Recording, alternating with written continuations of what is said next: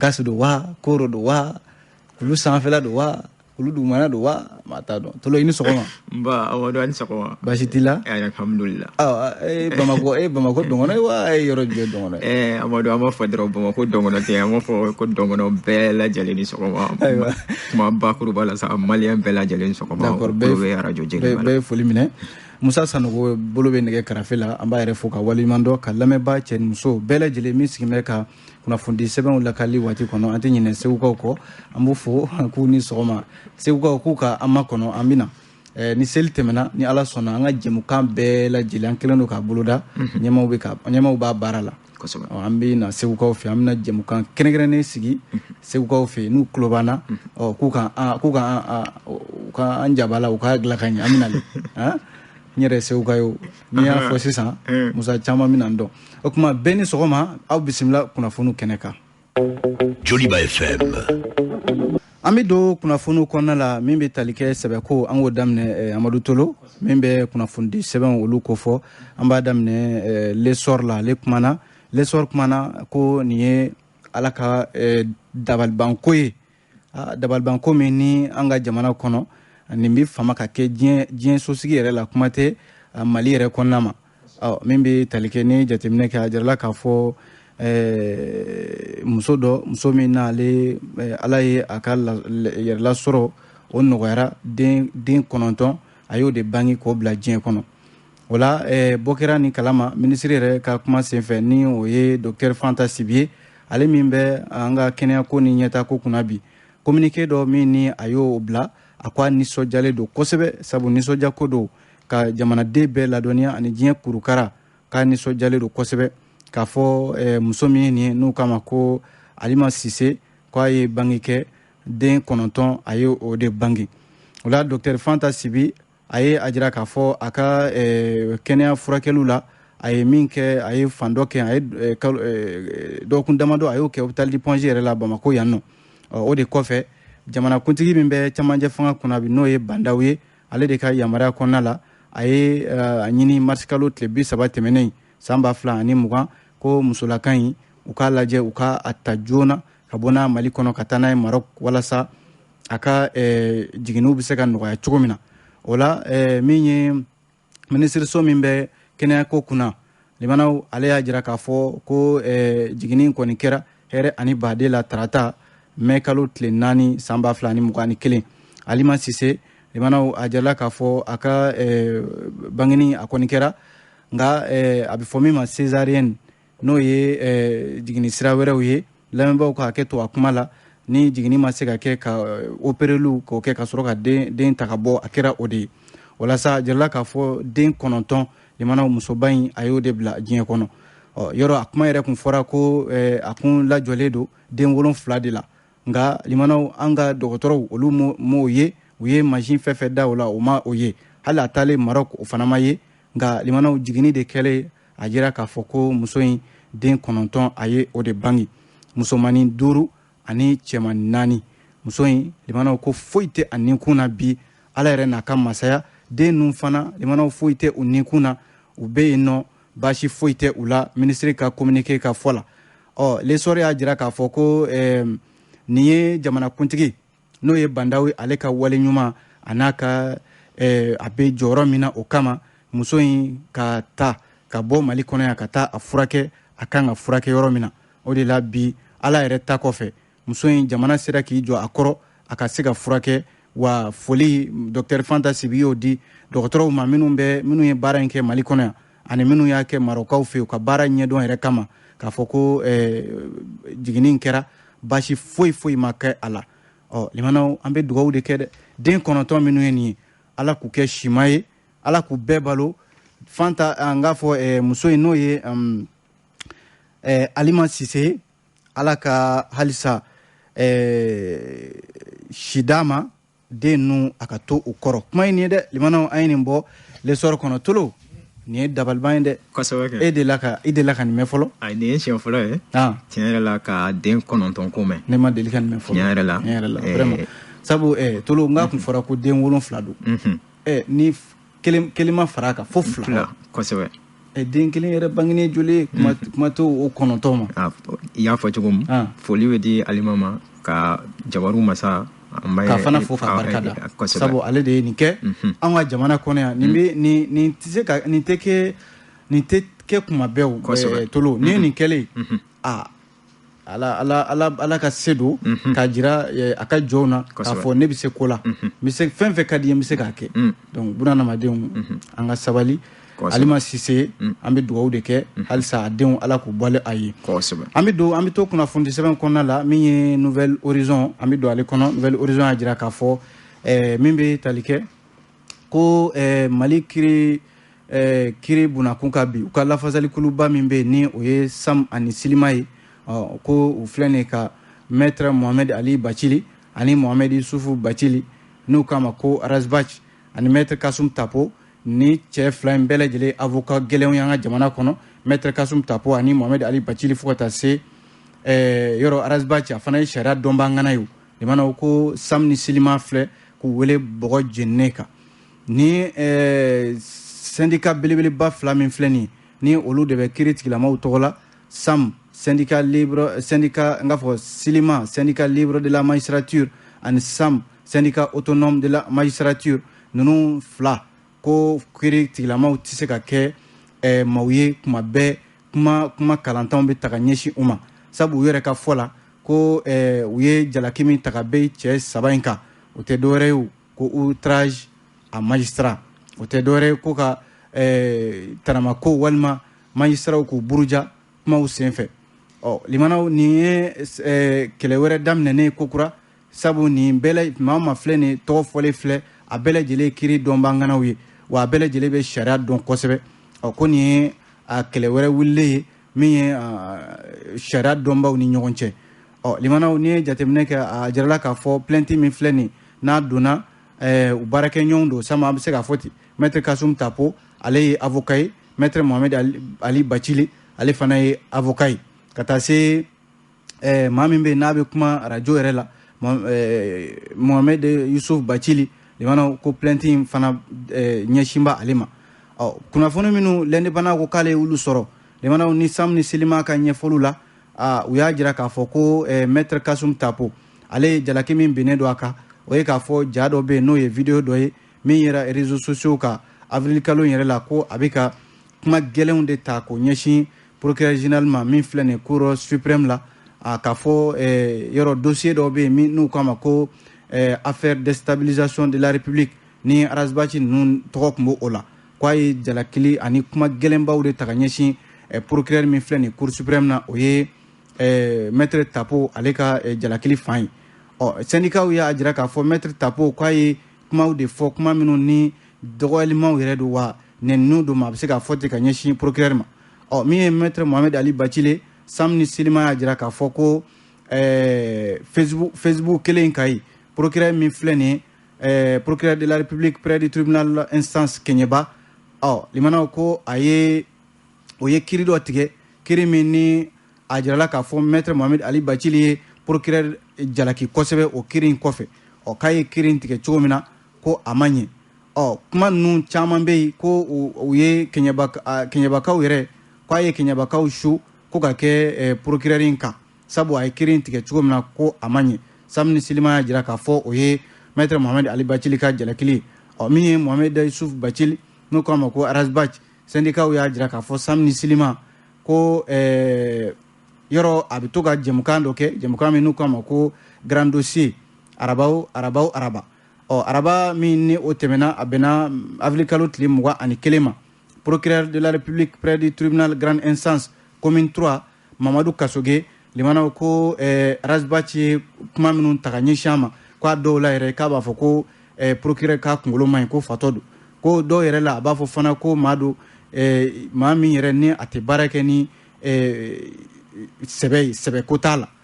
limanaw nin dossier min ye nin ye ni Sam ni Silima filɛ nin ka a yuguba kokura ka tila ka min ye Maître Mohamed Ali Bacili a n'a a denkɛ yɔrɔ o ye Mohamed Yusuf Bacili fo ka taa se Maître Kasum Tapo ma limanaw ko k'u wele bɔgɔ jeninen kan u ye nin jalakili minnu ta ka ɲɛsin kiiri tigilamaw ma sabu Sam ni Silima ko olu tɛna maa si to yen baara in n'o ye sariya baara ye ka lagosi cogo dɔ la min ma ni i kun ni kan cɛ k'o fɔ ka ɲɛsin u ma a jala k'a fɔ plainte min donnen nin ye min ye commune 5 au tribunal Mohamed Issou Bathily ani Mohamed Ali Bathily olu bɛ wele yen nɔ commune 1 tribunal grande instance la maître Kasum Tapo k'ale bɛ wele yen nɔ kuma ye nin ye indépendant de y'a fɔ ale indépendant kelen in kɔnɔ limana ko an ka jamana in kɔnɔ yan kɛrɛnkɛrɛnnenya la Kayi mara in na min bɛ tali kɛ jɔnya wale halisa ko a bɛ ka yuguba ye wa wale yɛrɛ bɛ ka kɛ a jirala k'a fɔ min ye maa 60 ɲɔgɔnna ye olu de jagoyara k'u ka dugu bila pewu dugu min n'a tɔ ye ko Bakama Bugu ka o bila ka sababu kɛ ko jɔnya de tun bɛ ka da u kan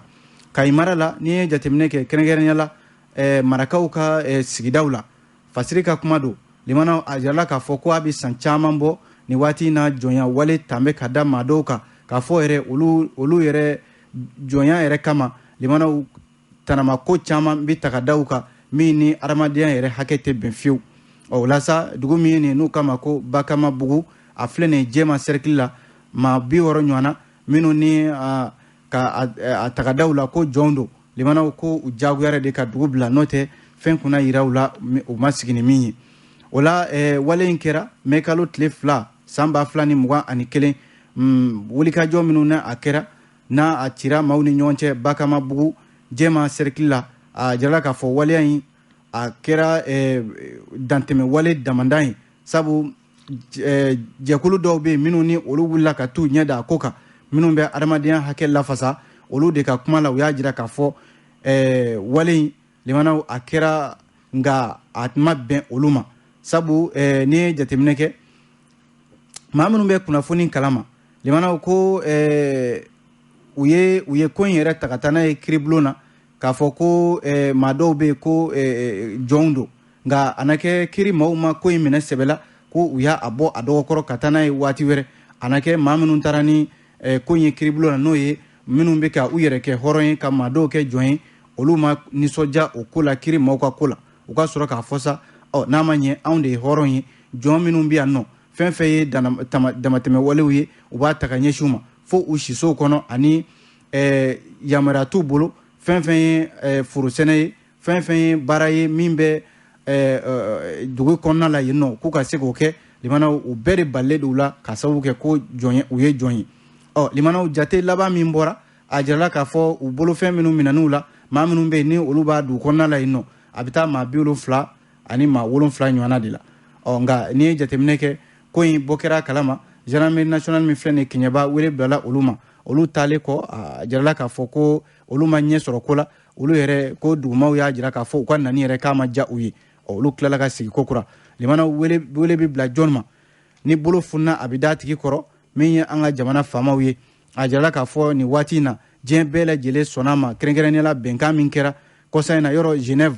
ale ye an ka jamana ɲɛmaw yɛrɛ hakili lajigi kosɛbɛ k'a fɔ ko jɔnya wale min ye nin ye n'a bɛ ka yuguba Mali kɔnɔ yan u k'a lajɛ u ka a bɔ yen pewu sabu a tɛ bɛn hadamadenya hakɛ la yɔrɔ min yɛrɛ kɛra ni o kɛra sababu ye Genève convention kumana k'a fɔ musokɔrɔba dɔ bɛ yen a si bɛ san 80 na limanaw ka taa se min bɛ tali kɛ maa 2 wɛrɛw ma olu bugɔra fo ka u jogin u sɛbɛkɔrɔ jogin k'a bɛɛ lajɛlen kɛ ni jɔnya ko in ye min ye diɲɛ kɛlɛ tɔnba ka maa mafalenba min bɛ Alioune Tine ale fana y'a jira k'a fɔ Mali kɔnɔ yan nin waleya min bɛ senna a ka dabila n'o tɛ a bɛ na ni ko wɛrɛ de ye kuma ye nin ye limanaw jɔnya dun tɛ bilen kabi kɛ lawale la o tɛ fasiri ka kuma ye dɛ o ye anw yɛrɛ ka kuma ye Tolo jɔnya wale kosɛbɛ o banna a mɛnna jɔnya wale kɛlɛ la i y'a fɔ cogoya min na diɲɛ fantan ani 4 na n'i ye gafew yɛrɛ lajɛ an b'a ye k'a fɔ waleya de don min yɛrɛ n'a kɔnnen don koyi tiɲɛ yɛrɛ la min filɛ nin ka kɛ nin nka jɔnya yɛrɛ bɛ se ka kɛ k'a sɔrɔ i ma dankari kɛ maa ka hakɛ la kosɛbɛ kɛ karisa ye jɔn ye n'a kɔni tɛ jɔn ye a bugɔkun walima i kɛkun ka dankari ka hadamadenya la k'a bugɔ fo k'a bana o fana ye dantɛmɛ ye dɛ o fana ka fɔ n'o tɛ jɔnya tun bɛ anw fɛ yan jɔn b'a yɛrɛ dɔn jɔn ye hɔrɔn b'a yɛrɛ dɔn hɔrɔn ye hali sisan n'i y'a jateminɛ yɔrɔ dɔw la a bɛ yen yɔrɔ dɔw la a waleyaw bɛ kɛ i n'a fɔ kɔɲɔw ni denkuliw n'a ɲɔgɔnnaw la i b'a ye k'a fɔ minnu bɛ yen nɔ n'u dɔnnen don i n'a fɔ jɔnw don a ma se maa k'a fɔ ye k'u ka na baaraw kɛ olu bɛna baaraw kɛ ka se ka kow nɔgɔya ɲɔgɔn bolo a laɲini yɛrɛ fanba kun y'o de ye a jagoyalama o de ye a ko wɛrɛ la ninnu ta yen ko wɛrɛ bɛ sɔrɔ nin kɔrɔ an bɛ bɔ o kɔnɔna la an bɛ don kunnafoni sɛbɛn min kɔnɔna la o ye Soir de Bamako ye ale kumana a jirala k'a fɔ ko nin waati in na baarakɛyɔrɔ min bɛ yen ni u k'a ma ko Baramali limanaw ko Baramali baarakɛlaw caman bɛ yen u sɛbɛkɔrɔ diminen don bi kosɛbɛ k'a sababu kɛ ko u baarakɛ ɲɔgɔn dɔ bɛ yen min ni o bɛ u ka ressources humaines kunna u k'a ma ko Mamadu Jalo ale filɛ nin ka tanamako foyi tɛ a ma min ta ka ɲɛsin baarakɛlaw ma min ye baarakɛlaw kɔni sɛbɛkɔrɔ dimina kosɛbɛ Baramali de ko don o baarakɛlaw u ka comité syndical min bɛ yen u y'a laɲini sa baarakɛla se ni min kɛra la n'a ma ɲɛ ka baara bila tile 3 baara bila k'u y'o daminɛ bi arabadonya bɛɛ sabu ko u tɔɲa baarakɛla min bɛ yen n'o ye directeur des ressources humaines Mamadu Jalo limanaw min na ale yɛrɛ ko a hakili la ko ale yɛrɛ de ala ye dugukolo sanfɛ fasiri de bɛ k'a fɔ tan ko a bɛ san 4 bɔ sisan fɛn fɛn ye tanamako ye baarakɛlaw yɛrɛ tɛ lafiya a bolo fiyewu baarakɛlaw ka gɛnni ka bɔ baara la ka ko sigi u kunna min tɛ hakɛw ko fɔ comité syndical min ni a maa dɔ welela nka a ma yɛrɛ tɔgɔ fɔ ale bɛ ka ɲɛfɔli kɛ Soir de Bamako ye cogo min na o ye k'a fɔ ko bi olu bɛ fɛn fɛn ɲini Mamadu Jalo tɔgɔ in a ka taa ka bɔ Baramali kɔnɔna la n'o tɛ a n'olu tɛna se ka sigi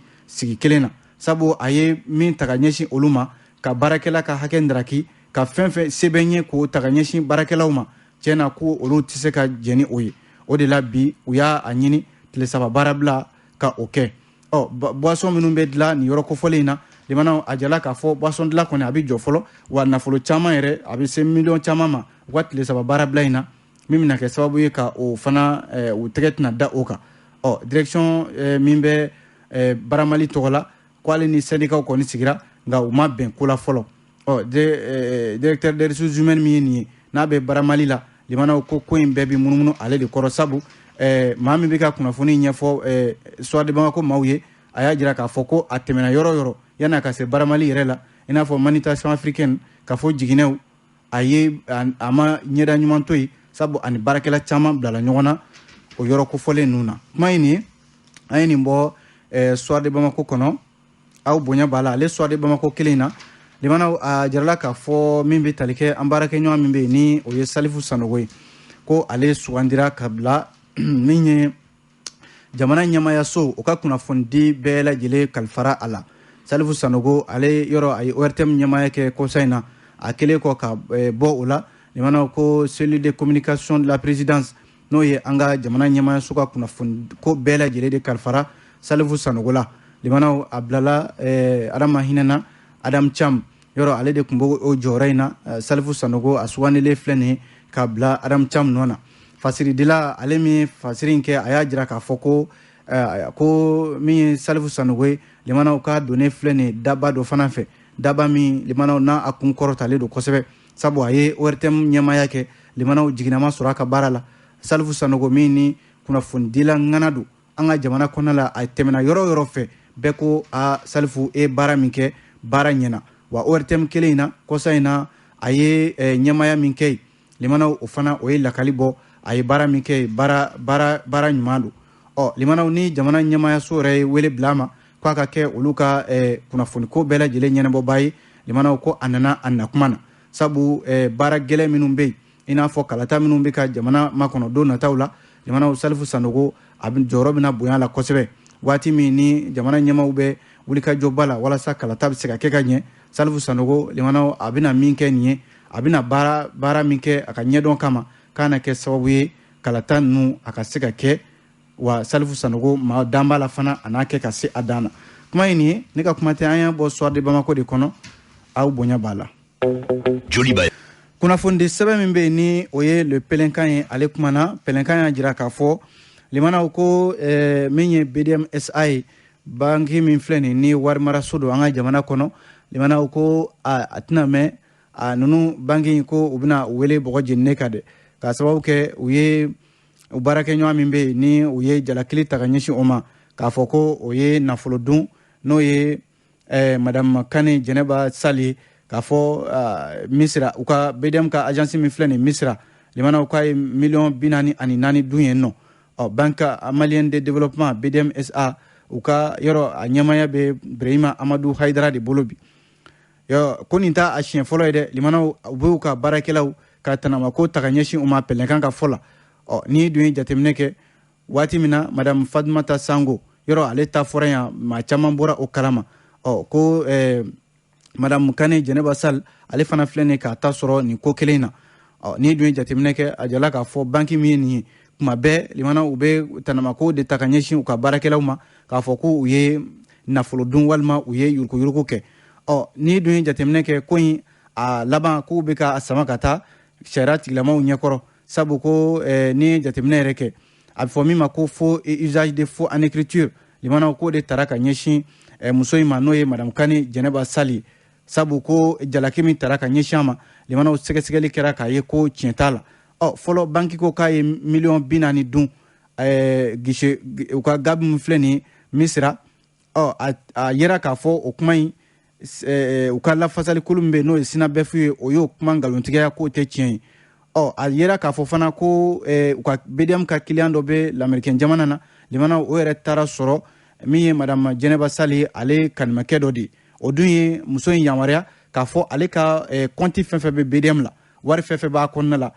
a y'a yamaruya a ka se ka baara kɛ n'a ye n'a bɛ fɛ ka nafolo t'a la a k'a t'a la n'a bɛ fɛ ka fɛn fɛn kɛ a k'o kɛ ale jɛnbɛ n'a ye n'a fɔra ko banki bɛ taa jalaki ta ka ɲɛsin o ma k'a fɔ ko o y'o nafolo dun limana a yɛrɛ kanimɛkɛ in dɛ o yɛrɛ de wulilen filɛ nin k'a fɔ nin ko min ye nin ye ka madame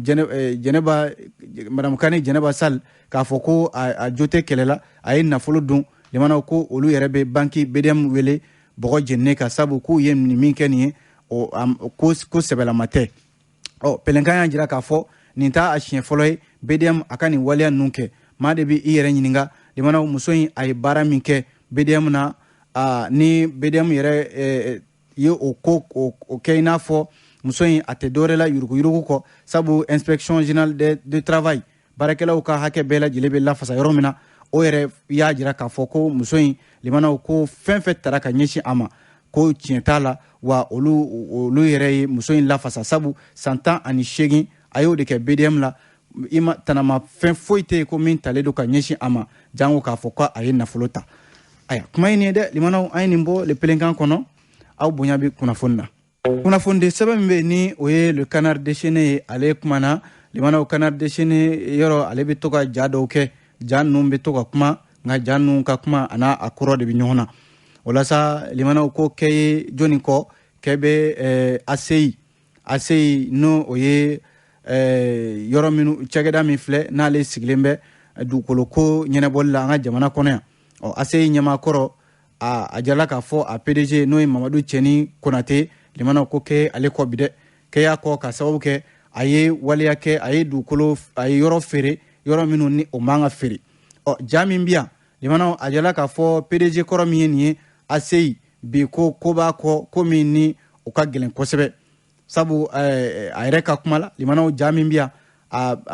juruw de siri b'a a kan na juru dɔ b'a a kan na dɔw sirilen bɛ a kɔnɔbara la a cɛkisɛ la dɔw yɛrɛ sirilen b'a a sen fila la limanaw tasaw siri b'o la a bɛ ko korondo ka taa a bɛɛ lajɛlen n'a kɔnɔta don a yɛrɛ y'i kanto a ko ala i tɛ n dɛmɛ dɛ n'o tɛ e ko kabakolo tɛna bi ne yɛrɛ kunkolo kan yan sabu n bɛ min kɔnɔ nin ye n tɛna se ka se a kɔrɔ fasiri ka lakalili la limanaw a jala k'a fɔ PDG kɔrɔ min ye nin n'ale de kun ye agence de gestion immobilière ACI o ɲɛmaa kɔrɔ don a jala k'a fɔ k'a ye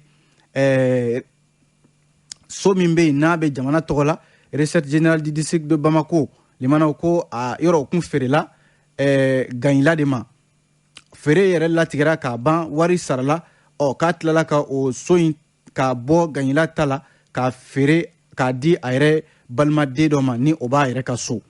yɔrɔ kɔsa in na tribunal de première instance commune 3 la min bɛ pôle économique kunna bi ale ye sɛgɛsɛgɛli dɔw boloda a ko siratigɛ ninnu na a jala k'a fɔ n'i ye jateminɛ kɛ limana ACI yoro a ɲɛmaya